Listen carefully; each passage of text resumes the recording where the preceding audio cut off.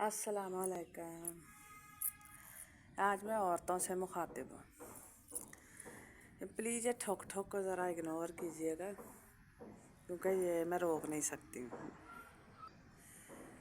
गल कुछ इदां कि बहुत सारिया औरतां साढ़े माशरे में जिन्ना मर्द स्ट्रगल करता ना पैसे नूं कमा के लियाउण औरतां उन्हूं बचाउण विच उन्हूं इस्तेमाल सही जगह ते करन विच जिन्नी स्ट्रगल करदियां ना मर्द नहीं करता।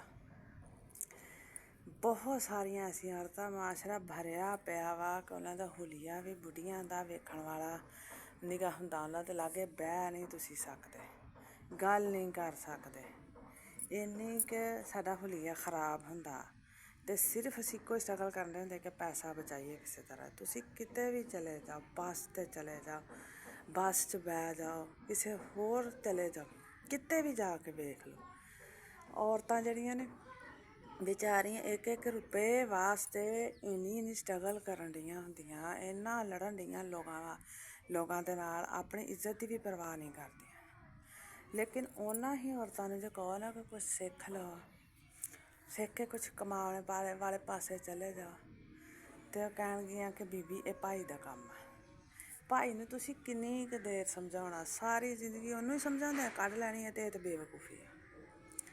ਉਹਨੂੰ ਛੱਡੋ ਭਾਈ ਨੂੰ ਉਹਦੇ ਹਾਲ 'ਤੇ। ਜਿਹਨੇ ਨਹੀਂ ਸਮਝਣਾ ਉਹਨੇ ਕਦੀ ਵੀ ਨਹੀਂ ਸਮਝਣਾ। ਤੁਸੀਂ ਕੰਮ ਇਹ ਕਰੋ ਕਿ ਆਪਣੇ ਬੱਚਿਆਂ ਨੂੰ ਸਮਝਾਓ, ਆਪਣੇ ਲੜਕਿਆਂ